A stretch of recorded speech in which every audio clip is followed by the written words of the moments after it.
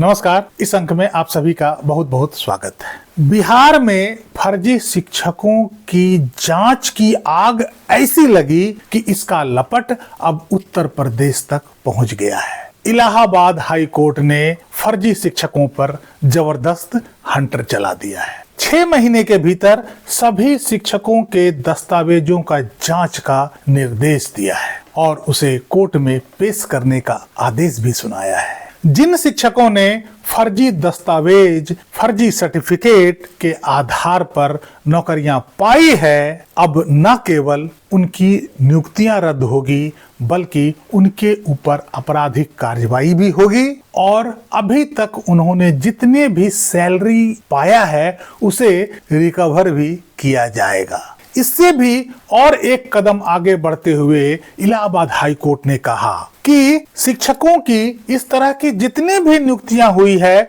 उसकी व्यापक जांच की जाएगी और केवल शिक्षक ही नहीं बल्कि ऐसी नियुक्तियों में जिन अधिकारियों का भी संलग्नता है, जिन अधिकारियों ने मदद की है या जिन अधिकारियों ने ऐसी नियुक्तियां करी है, उनके खिलाफ भी कार्रवाई की जाएगी। जिन जिन अधिकारियों ने ऐसे शिक्षकों की नियुक्तियों में सहयोग किया है या अपने कार्य में कोताही बरता है या उसने अपने कार्य में लापरवाही की है, वैसे सभी अधिकारियों के खिलाफ भी उचित कार्रवाई की जाएगी। इस मामले की शुरुआत देवरिया की एक शिक्षिका गरिमा सिंह की याचिका से शुरू हुआ। गरिमा सिंह 2010 में देवरिया जिले के सलेमपुर विकास खंड के एक उच्चतर प्राथमिक विद्यालय में सहायक अध्यापिका के पद पर नियुक्त हुई थी। लगभग 15 साल के सेवा के बाद जांच में यह पाया गया कि उन्होंने नियुक्ति के समय जो शैक्षणिक दस्तावेज और निवास प्रमाण पत्र जमा किए थे वे सारे फर्जी थे। एसटीएफ की जांच में यह पता चला कि वे दस्तावेज असल में किसी और व्यक्ति के थे। इस आधार पर अगस्त 2025 में जिला बेसिक शिक्षा अधिकारी देवरिया ने उनकी सेवा समाप्त कर दी, उन्हें बर्खास्त कर दिया। इस बर्खास्तगी को गरिमा सिंह ने इलाहाबाद हाई कोर्ट में चुनौती दी। इलाहाबाद हाई कोर्ट में इस मामले की सुनवाई कर रहे थे मंजू रानी की एकल पीठ, अर्थात इसकी सुनवाई जस्टिस मंजू रानी की एकल बेंच में की जा रही थी। इस याचिका की सुनवाई के दौरान शिक्षिका गरिमा सिंह के तरफ से उनके एडवोकेट ने कहा कि वह 15 साल से लगातार निष्कलंक सेवा दे रही थी। नियुक्ति के समय भी उसके दस्तावेज का वेरिफिकेशन हुआ था, लेकिन उस समय उसी दस्तावेज के आधार पर उसे यह नौकरी दी गई थी और वेरिफिकेशन में कोई ऐसी त्रुटि नहीं पाई गई थी। हालांकि अदालत ने गरिमा सिंह की तरफ से दी गई सारी दलीलों को खारिज कर दिया। साथ ही पिछले 15 साल में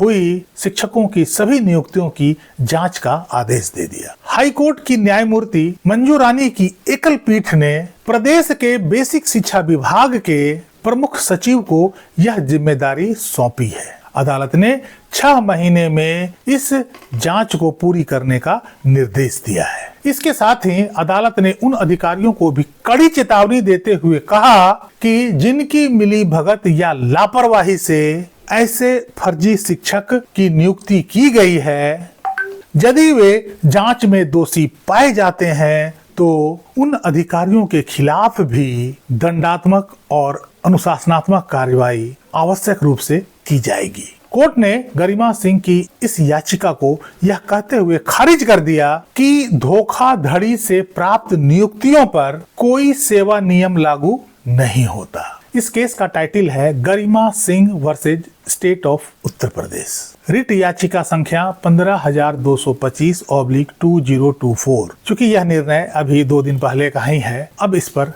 गहनता से जांच होगी और पता नहीं कितने सारे शिक्षकों के ऊपर यह गाज गिरने वाला है। कहने का अर्थ यह है, जितने सारे शिक्षकों की नियुक्ति फर्जी दस्तावेज के आधार पर हुआ है, सबके ऊपर यह गाज गिरने वाला है। बिहार में जो शिक्षकों के फर्जी दस्तावेजों की जांच की जा रही है, उसमें से अभी तक 3000 से अधिक शिक्षकों के पास ऐसी फर्जी दस्तावेज पाए गए हैं और उनके ऊपर कार्रवाई का निर्देश दिया गया है। अगले 6 महीना में यह भी पता चल जाएगा कि उत्तर प्रदेश में कितने ऐसे सारे शिक्षक फर्जी दस्तावेज के आधार पर कार्यरत हैं और उनके ऊपर गहनता से कार्रवाई होगी।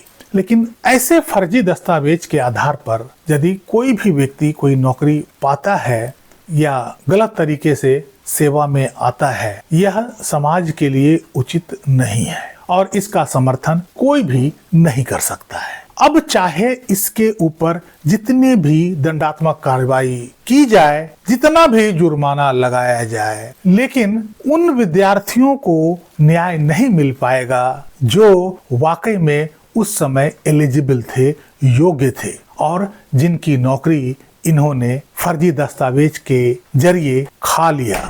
आखिर ये सारे फर्जी शिक्षक जिन्होंने अपने फर्जी दस्तावेज बनाकर उन सभी योग्य उम्मीदवारों का हक को छीना है, आखिर उन उम्मीदवारों को न्याय कैसे मिलेगा? इन्होंने अपने फर्जी दस्तावेज को जमा करके, को दिखाकर, फर्जीवाड़ा करके नौकरी हासिल किया है, तो सरकार के साथ तो धोखाधड़ी हुई ही है। साथ ही उस योग्य उम्मीदवार के साथ भी धोखाधड़ी हुआ है जो उस समय वाकई में योग्य उम्मीदवार थे और उनकी नौकरी इन्होंने फर्जी दस्तावेज के जरिए छीना है। आज पता नहीं वे उम्मीदवार कहां भटक रहे होंगे या दर दर की ठोकरें खा रहे होंगे, लेकिन ये शिक्षक फर्जीवाड़ा करके उनकी योग्यता को निगल गया। अब उनकी शिक्षक बनने की उम्र भी निकल गई है। आखिर उन योग्य उम्मीदवारों के प्रति हुए अपराध का जिम्मेदार कौन होगा? क्या इन शिक्षकों के ऊपर